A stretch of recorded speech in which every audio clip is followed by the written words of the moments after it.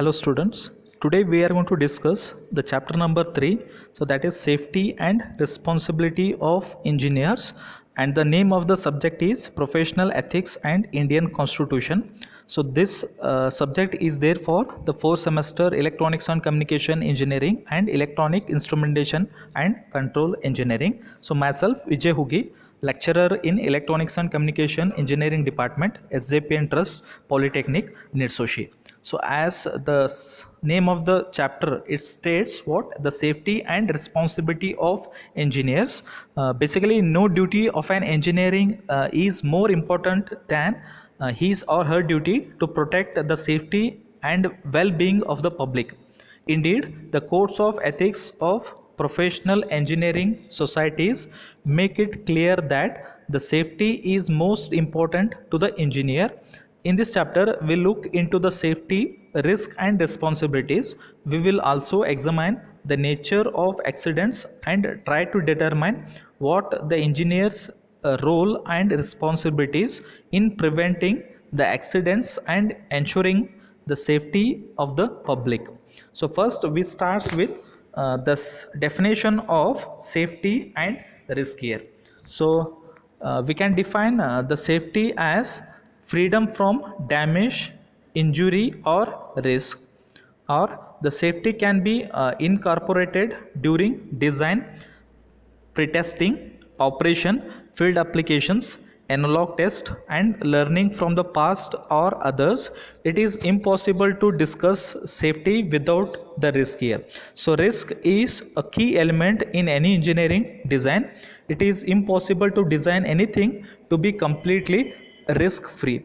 So we can define risk as possibility of suffering harm or loss.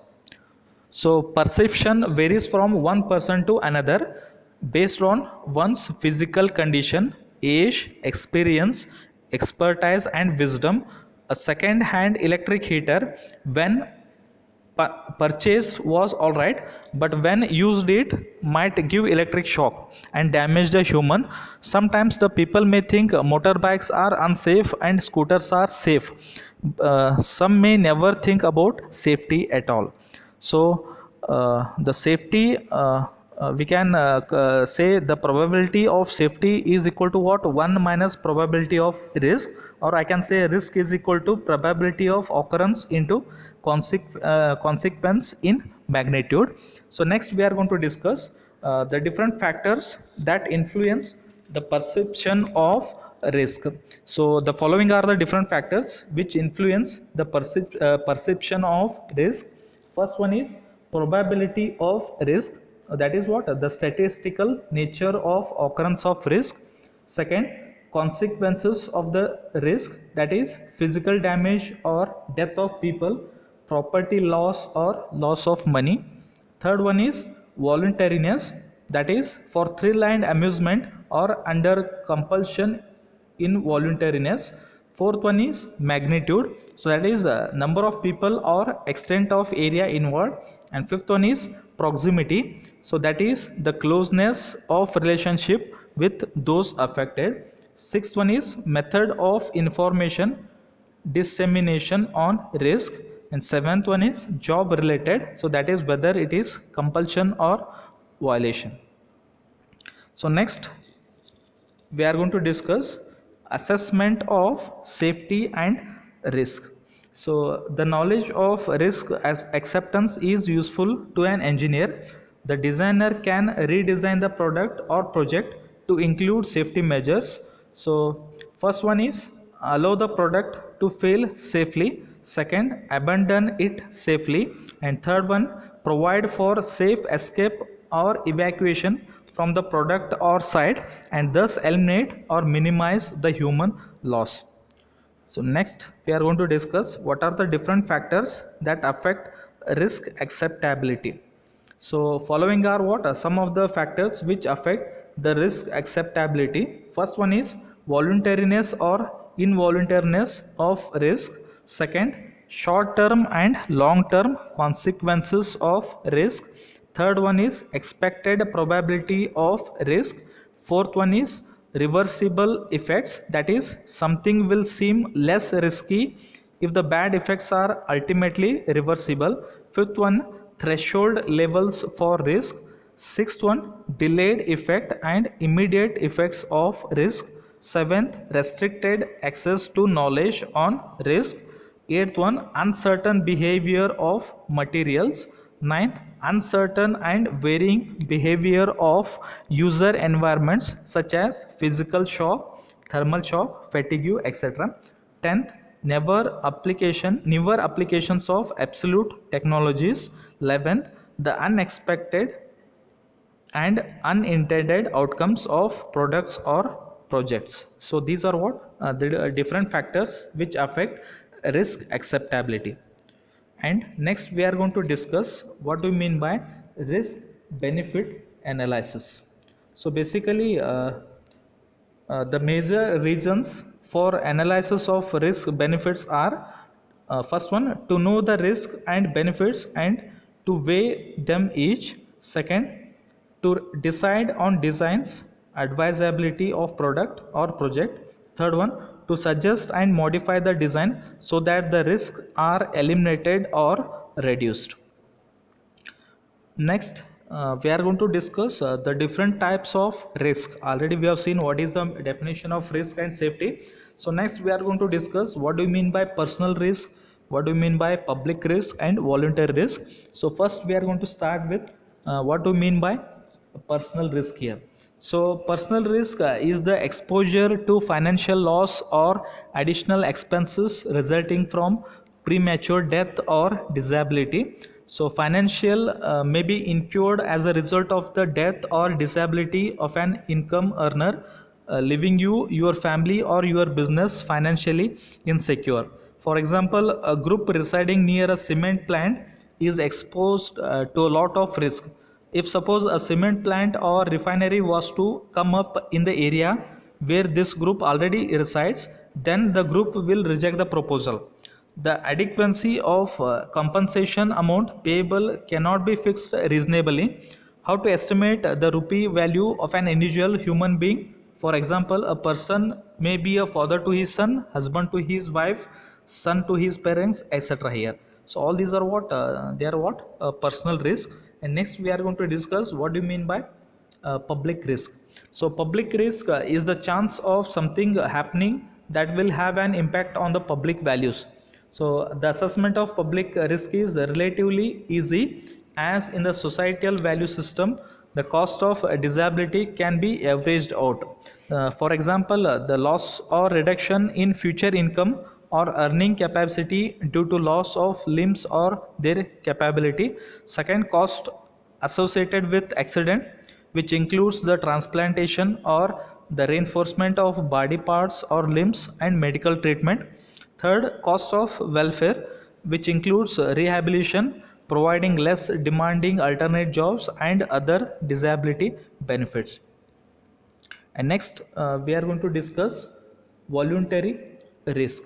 So voluntary risk is the involvement of people in risky actions, although they are although they know that these actions are unsafe. The people take such actions for their thrill, fun or entertainment. They also believe that they have full control over their actions and equipments or animals handled. So that is some example I can quote is, people participate in bike racing and WWF. As you might have seen, the people who participate in bike racing or WWF, they are definitely they are under risk. Maybe they do it for fun or for the thrill purpose or for the entertainment purposes. So these are what the voluntary risk. And next concept is, what are the different techniques or steps to reduce risk here.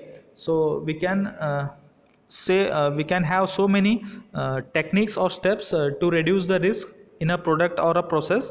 So I'll quote one by one. First one is the application of inherent safety concepts in the design. So that is, LPG cylinder is provided with frame to protect the wall while handling. So that is what technique to reduce risk here. So second, use of redundancy principle in the instrument protection or design. So redundancy principle in the sense taking much care while designing any instrument. So that is example I can quote, use of backup for computer power supply. And third one is periodical monitoring and testing of safety system to ensure reliability. So that is periodical testing of fire extinguishers.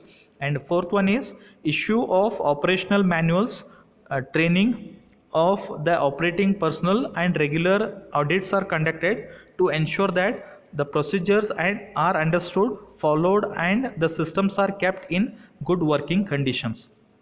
And the last one is development of well designed evacuation plan and regular rehearsal or drills to ensure that preparedness in case of emergency. So these are what some of the techniques uh, we can take to reduce risk. And next we are going to discuss what do you mean by collegiality and loyalty here. So basically collegiality means the tendency to support and cooperate with the colleagues. It is virtue and it is essential for the team to work effectively here. And loyalty means the state or quality of being loyal or a feeling of strong support for someone or something here. So that is the definition of collegiality and loyalty. So next we are going to discuss authority and the different types of authority. So there are two types: institutional authority and expert authority. So first we can define authority as so in a large company decisions can be taken by a few people, but putting into action requires a large participation from different groups of people such as purchase, production, sales, accounts, finance, etc.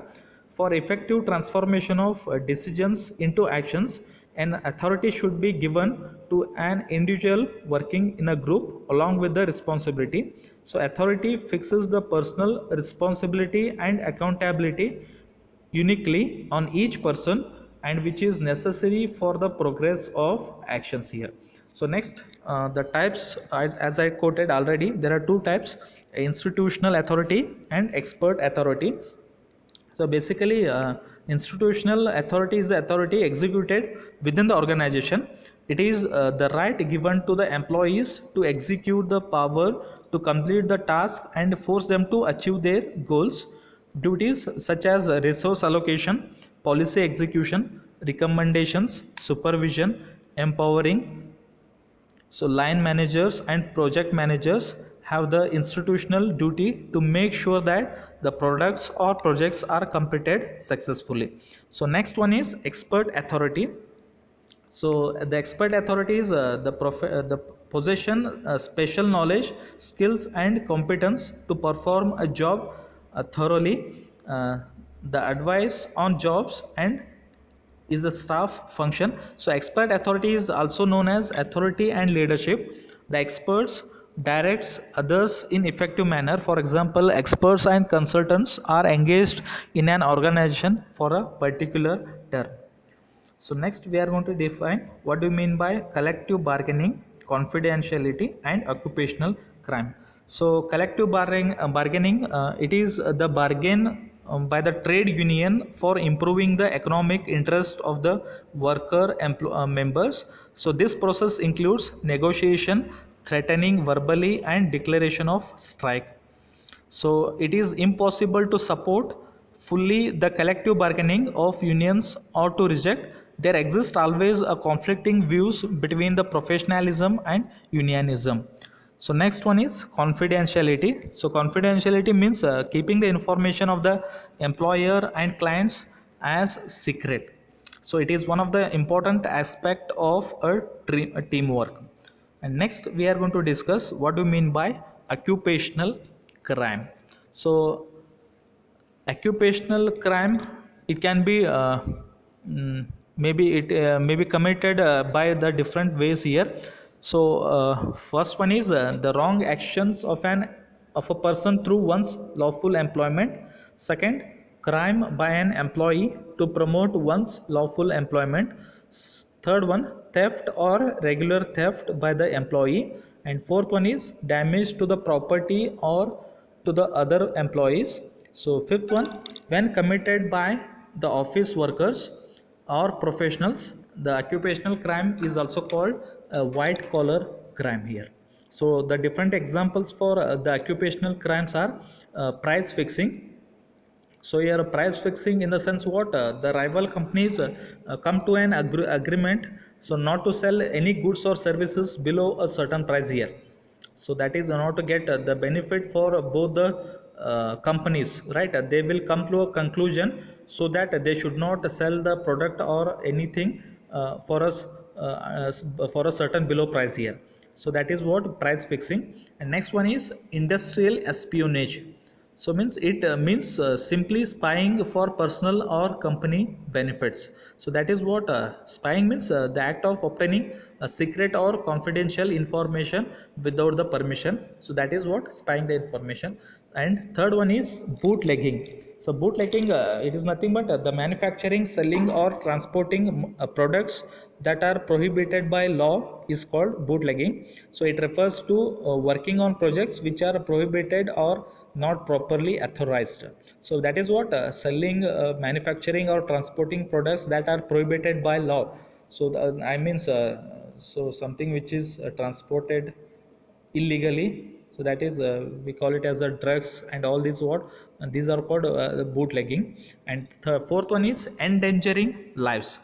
So industries who expose their employees to hazards usually escape from the penalties. So victims may have the right to get the proper compensation, but they successful only to claim some monetary compensation. For example, even after the 22 years of Bhopal gas tragedy, so appropriate compensation has not been paid. Even the government could not bring book the culprits for the crimes committed. So means even the person who was involved in such crime, right, even the government has not taken any major decisions here. So that is what occupational crime. And next we are going to discuss what are the responsibility of engineers and what are the types of responsibilities, that is what social responsibilities and professional responsibilities. So first we are going to discuss what are the responsibility of engineers. There are different senses of responsibilities, like characteristics, quality. So primarily responsibility implies duty with care and efforts. So that is first one, characteristics, quality. Second, obligations. uh, there are once more responsibility, that is duty to act right and in moral ways. For example, a safety engineer has a responsibility to make regular inspection in a factory shops. Third one is general moral capacity. So one has the general capacity for moral agency, including the understanding and action on moral reasons. Fourth one is liability and accountability. So liability and accountability for actions, it means that one is liable to meet the obligations in better ways. The person is likely to respond legally if necessary. Accountable means that one is willing to justify or defend the decisions or actions or means and outcomes here. So these are what the responsibility of engineers. And next we are going to discuss the types of responsibility that I told already. There are two types here, social responsibility and professional responsibility. So first we are going to discuss what do you mean by social responsibility.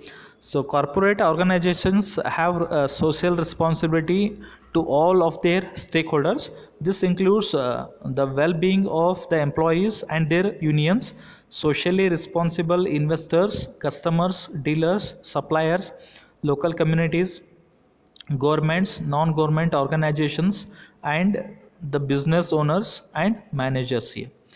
Next, professional responsibility. Uh, the most comprehensive virtue of engineer is responsible professionalism. It can also be called professional responsibility. This consists of 5 types of virtues. So we are going to discuss one by one all the 5 virtues. So that is, first one is self direction. So that is also called self governance.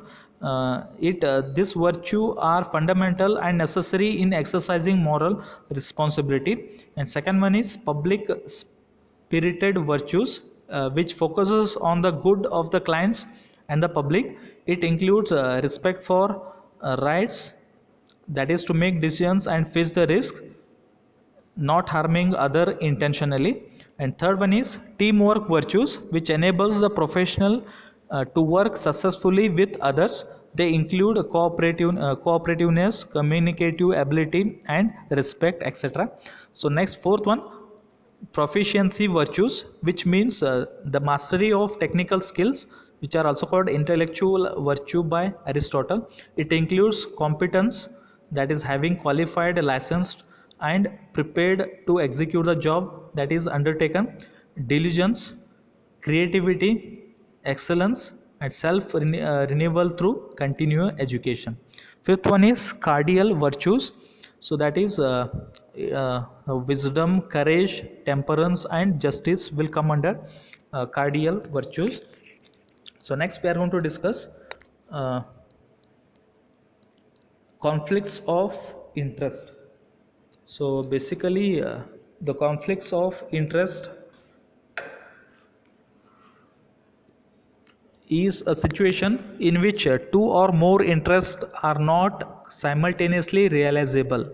So it is the disagreement between public obligation and self interest of an official. So the conflict of interest arises when two conditions are met. So first condition is the professional is in a relationship or a role that requires exercising good judgment on behalf of the interest of an employer or client. Second, the professional has some additional or side interest that could threaten good judgment in serving the interest of the employee or client. So conflict of interest arise uh, due to what? Financial investment, insider trading, so bribe, gifts, kickbacks, etc. And here we are going to discuss the difference between the bribe and a gift. So both looks similar, but there is what a slight difference between a bribe and a gift. So first difference I can quote is uh, under bribe, so timing is given before. In gift it is given after. The cost of the item is large amount in case of bribe, and it is a small amount uh, in case of gift. And the quality of the product is poor in case of bribe, and it is good in case of gift. And given as a friend, so it is case in case of bribe it is yes, and in case of gift it is no. So transparency, so in case of bribe it is made in secret, and in case of gift it is made in open. So motive, so expect under favor. So in case of gift, expect a favor or thinking for the favor. Consequences, damaging the goodwill and reputation, and in case of gift no damage is involved. Last we are going to discuss liability. So basically it means that one is liable to meet the obligations in better ways. The person is likely to respond legally if necessary. So that is nothing but liability. Thank you.